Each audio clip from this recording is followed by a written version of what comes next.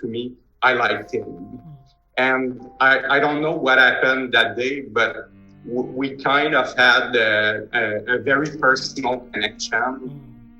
And every time I meet members, you asked that I say a few words about our youth advisory group. As a national commission, we've been strong advocates for meaningful youth engagement for years now, and we've been leading the charge with national commissions around the world. I am so glad to have had that opportunity.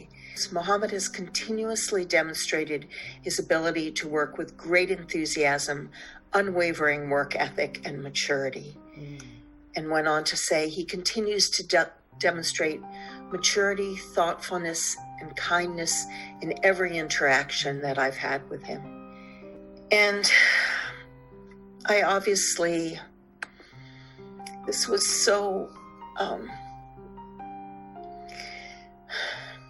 touching and so reflective of who Mohammed was, of his kindness, his depth of loving, and his extraordinary ability to retain a big perspective. Construct that I've created for myself is leaning tower of failures. I just put like a couple of the many dozens of letters of rejection and failure. We regret to inform you. Unfortunately, you did not get an interview. Unfortunately, you weren't good enough. I've actually had a case that said once, you may feel what you're doing is really good amongst yourself, like you and your peers, but in our applicant pool, it may just be average or below average. I like going through these letters much more than I like going through any letter of success, because it reminds me that feeling that I had at that point. تو تد تاک که بودیم، توی تدش محمدحسین از خانواده‌اش گفت، چون از بک‌گراندش داشت توضیح میداد، در واقع خانواده‌اش گفت. And it also reminds me of the incredible sources of support that I had, whether it be faith, looking towards the future, my wonderful family who's represented by my cousin today, and coffee. جوانان ما خوشبختانه علیرغم همه شدائد و دشواری‌هایی که با اون روبرو هستن، چه اونایی که در داخلن، چه اونایی که در خارج از کشور هستن، دلشون در وطن خودشون هست، عشقشون به وطن خودشون هست و اونا خردگرا هستن، کمتر گرفتار احساسات و افراط و تفریط میشن. خصوصیات محمد یا زینب رو میتونم در 3 تا محور بگم. یکی علم، ایمان و اخلاق، که این 3 تا تقریبا دوره دبیرستان در محمد شکوفا شد و شکوفا شدنش هم هی رو به صعود بود. بسیاری از اینها سرمایه‌های ارزشمندی برای جامعه ما، ایران ما، اسلام ما هستند.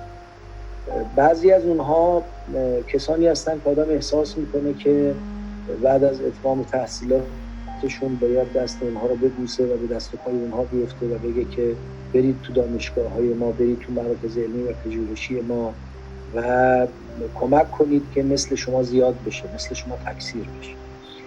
اما بعضی دیگه چنانن که آدم احساس میکنه این حتی اگه به ایران هم برنگرده، هر جا باشه منشأ خیر.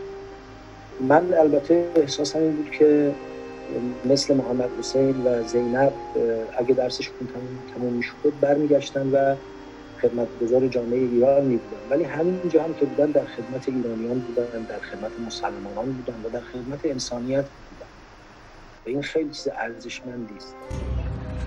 She screened herself away from them, and we sent to her our spirit. And he appeared to her as an immaculated human. She said, I take refuge from you in the most merciful, should you be righteous. He said, I am only the messenger of your Lord, to give you the gift. متعدد احتمالاً به خاطر اینکه خب عزیزان بیشتر شاید از جنبه علمیشون بگن، شما از این چیزا کم بشنوید. ولی خب محمدحسین به گفته و خودمون که دیدیم هر دفعه می اومد تشنه کربلا بود. یعنی چی؟ یعنی که تغییری در اعتقاداتش ایجاد نمیشد و علاقه داشت. حسین بار زندگی میکرد، عاشق حسین بود، عاشق امام حسین بود. اصلا یاد عبادتاش. وقتی سجادش میدم یه عالمه وقتی وایساده رو به قبله این تعظیم میکرد، دستش رو سرش مثلا با آقا امام زمان صحبت میکرد. من دیدم اسمش زینب گذاشتن خیلی خوشحال شدم. نام اون محمدحسین هم خیلی خوشحال شدم. خیلی. اگر واقعا این علمش قرار بود محمدحسین رو جوری کنه که از خاکی بودن و با خانواده بودن دور کنه، این به هیچ دردی نمیخورد. ولی برای محمدحسین اینجوری نبود. یعنی همون آدمی که با افرادی که نوبل گرفتن میشست، همون آدم وقتی میومد ایران جلوی مادر بزرگ سیانو میزد.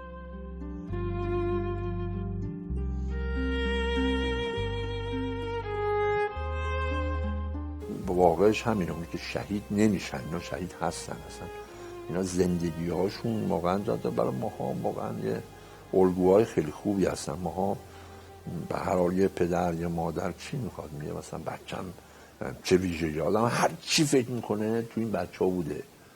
بسیار اهل علم و کنجکاو و بعد آدمای متعادل، یعنی مذهبش هم به جور متعادل بود، خیلی چیز نبود. اون رعایت میکرد، هیچ وقت هیچ کدوم فدای هم نمیکرد.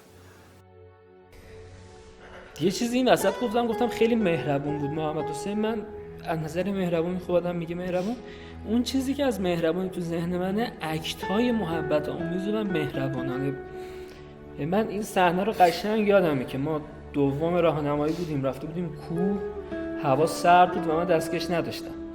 در حد اینی که مثلا دست منو اینجوری مثلا تو دستکش داشت، دست منو اینجوری گرفته تو دستش که گرم می‌کنه دست منو. از این اکت‌های مهربانه داشت. یا بغل کردن، موقع سلام خداحافظی همیشه بغل می‌کرد.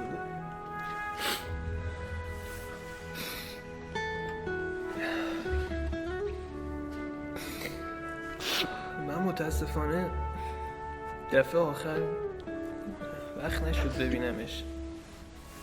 از همون پارسال 18 دی تا همین الان جیگرم داره میسوزه که چرا نرفتم ببینم. به خودم از همون موقع لعنت فرستادم چرا نرفتم ببینم. I didn't tell her I love her enough, and I wish I had. And it's just like I can never do it again. She was a true friend, and she put she gave me hope that humanity is still present in the world. And I am so touched and motivated by that spirit and by his enormous generosity.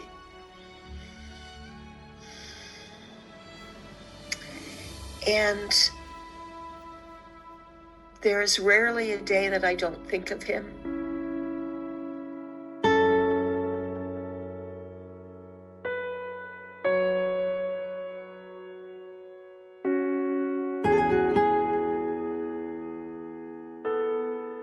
We feel very lucky that we were able to have such a wonderful student as Zeinab attend our university. It's rare that a student embodies so many wonderful qualities, as well as cares so much about educating others. It's a real inspiration to other students here to emulate that kind of dual focus of being a wonderful student yourself and caring so much about having the educational system be open and available to others. I knew Zeinab because I taught her her first course here on this campus. And I remember the first day I met her, she came down from the stands to say hello and to introduce herself. And I remember several things about her, but two in particular was that at office hours, when she would come to ask me questions, she was also concerned about helping everyone else who was waiting outside. And she was fiercely supportive of all of her colleagues, especially the students in her lab group. And I know that there's students here who miss her incredibly, and I know that we won't forget the things that were important to her, such as supporting others and advocating for global health and decreasing stigma of mental health. Promoting Zeinab's work and And it was really beautiful to see a sibling relationship like that, the respect they had for each other, how they communicated with each other. I just want you to know, like, they changed people in the way that they role modeled. حواسش پیش همه بود. حالا البته خانم من یه نکته عرض کردم وقتی آخر سر ایشون شب خواست با من خداحافظی بکنه که بلند شدم اومدم دم در و بغلش هم خواهرش هم وایساده بود، من مات کرد.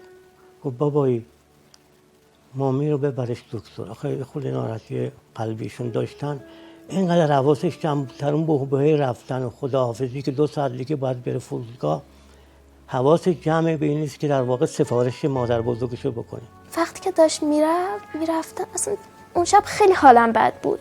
هر دفعه میرفتن خیلی حالم بد میشد، ولی اون شب میدونستم یه اتفاقی میفته چون خیلی میترسیدم. وقتی که فهمیدم اصلا همونجوری که گفتم اصلا باورم نمیشد، بخاطر این اصلا نمیتونستم گریه کنم چون میدونستم واقعیت نداره.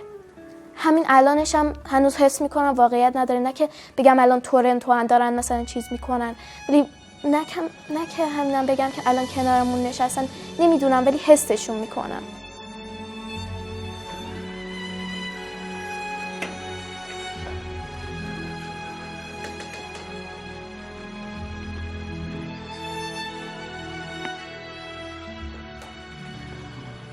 حالا داداشون خوابش برد دیگه، نرفتیم افطاری. حالا من ایستم درست میکنم.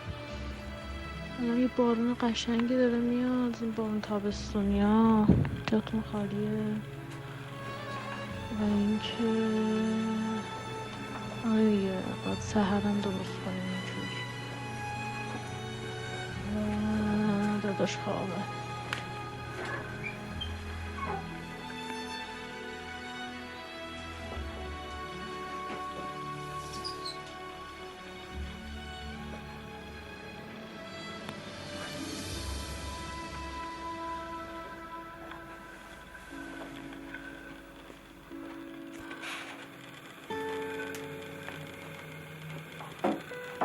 این زینب دم دوتاش همیشه مراقبش بود.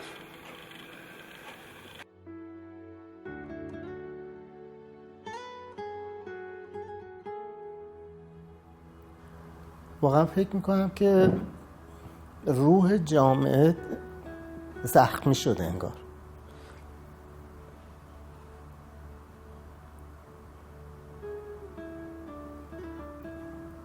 و خب بعضی اتفاق مثل این یه زخم ایجاد میکنه که همه انتظار دارن بهش رسیدگی بشه. شما اگه بالاخره به یه زخم رسیدگی نکنی، خب این خیلی ممکنه که عوارض بیشتری به جا بذاره. الان به نظرم جامعه ما انتظار داره که به این زخم رسیدگی بشه و این مطالبه عمومی وجود داره.